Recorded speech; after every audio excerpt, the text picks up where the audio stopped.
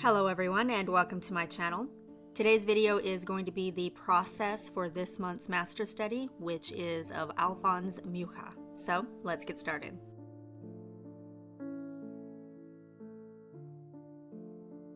So first up, I usually say Alphonse Mucha, which is not correct. It is a mispronunciation. However, it is kind of difficult for my mouth to say Mucha, which is the more proper Czech pronunciation of his last name. He was a Czech painter.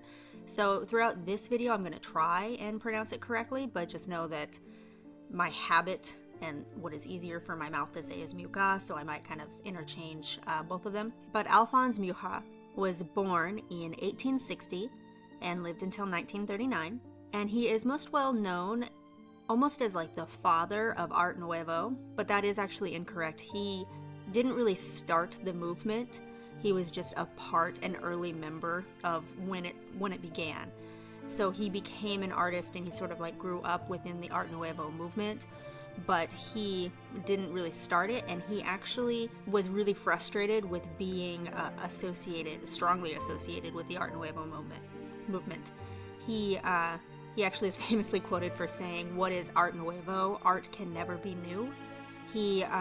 He rejected it quite a bit, which is unfortunate because I believe that he was a really fantastic Art Nouveau artist, and today, that's what he's most well known for, so he would probably still be frustrated to this day if he were alive. However, born in 1860, in 1888 he moved to Paris, where he enrolled in two different schools of art. He attended the Académie Julian and Académie Colarossi, which I'm probably not pronouncing correctly. But he did begin his pretty iconic style of art by doing posters for theater, and most especially the actress Sarah Bernhardt, and that's where most of his really well-known paintings or illustrations come from.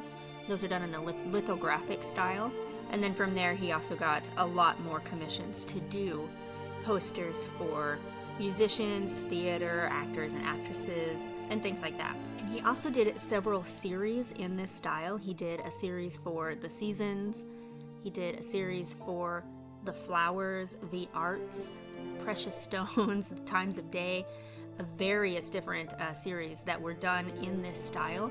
And the one that I chose today is actually part of his Precious Stones series. It's called Ruby. And of course, being me, I chose one that is very highly detailed and was very difficult to keep within the 2-hour time frame that I set for myself. So you'll notice that my study is far more simplified and doesn't contain a lot of the background detail or the tiling detail that is in his original illustration. But as with the last video, I do have on the right-hand side of the screen the equipment and brushes that I am using listed, and on the left-hand side of the screen is the process video for the study. So for the study, I do start out with what I call a framework skeleton, which is basically just lines and circles to show where the bones and the joints are for the figure, to try and get the pose and the layout of all the different limbs accurate. Then I go over the top of that and literally flesh it out by adding the muscle and the skin to the framework that I set down. And for both of those phases, I used the Peppermint brush, which is a Procreate standard brush. Then for all of the coloring, which includes the base coloring and the shadows and anything else, I used the Soft Ink Wash brush, which is part of the Inktober Brushe Set that I purchased. I have that linked down in the description box below if you're interested in purchasing that. For the border of the image, I did use the Syrup brush, which is Procreate standard, and for the inking, I used Tinderbox, which is also Procreate standard. So for the most part, creating this study, you'd be able to use all of the Procreate standard brushes. I believe for the coloring portion, you could probably use the Tamar brush, and it has a very similar sort of feel and paint layout. But again, I did have trouble sticking to my 2-hour time frame, and I went 15 minutes overboard. So this whole painting took me 2 hours and 15 minutes. And you will see at the very end, to add a little bit of texture interest and color variation, I added an image of watercolor splashes on top of everything. And then I set that to color burn layer mode. And color burn is very intense usually, so you usually have to lower the opacity of that. So I did set that to about a 60% opacity. And that helps add a little bit of interest and detail very quickly to the picture since I knew I had already gone overboard on time. But you'll notice that my end image doesn't have like a lot of the tiling and background details that the original did. But I'm going to go ahead and let you just enjoy the rest of the process. And if you have any comments or questions, please leave them in the description box below.